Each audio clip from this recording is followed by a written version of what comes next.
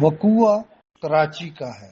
مقتولہ بچی کا تعلق کراچی کی مظفر آباد کالونی سے ہے اور یہ بچی یہیں رہتی تھی اور ملزم اس کا پڑوسی تھا۔ بچی اس سے مانوس تھی، لہذا واقعات کے مطابق جب اس کی تلاش شروع کی گئی کافی دیر تک بچی کا کچھ پتہ نہ چلا تو اہل خانہ نے اپنے طور پر تلاش شروع کی، مسجد میں اعلانات کرائے، لیکن بچی کا نہ پتہ چلنا تھا نہ پتہ چلا۔ پولیس سرجن نے بچی سے مختلف نمونے، کیمیائی نمونے محفوظ کر لیے ہیں اور کیمیکل ایگزامینر اپنی رپورٹ مرتب کرتے ہوئے بتائے گا کہ وجہ موت کیا تھی، کیونکہ ملزم نے بچی کے ساتھ بہت درندگی دکھائی اور اسے تشدد کا یعنی جنسی تشدد کا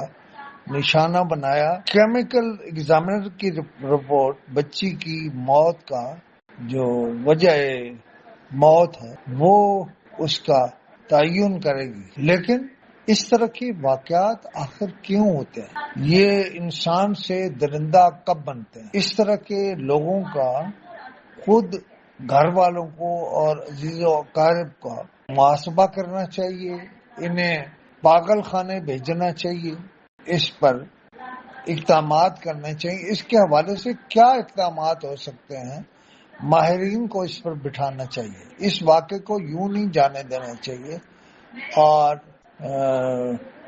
بچی کے قتل کے واقعات کے تمام محرکات سامنے آنا چاہیے۔ لوگوں کو بھی یہ بتانا چاہیے کہ یہ جرم کیسے ہوا اور جو قاتل ہے وہ درندہ کیسے بنا۔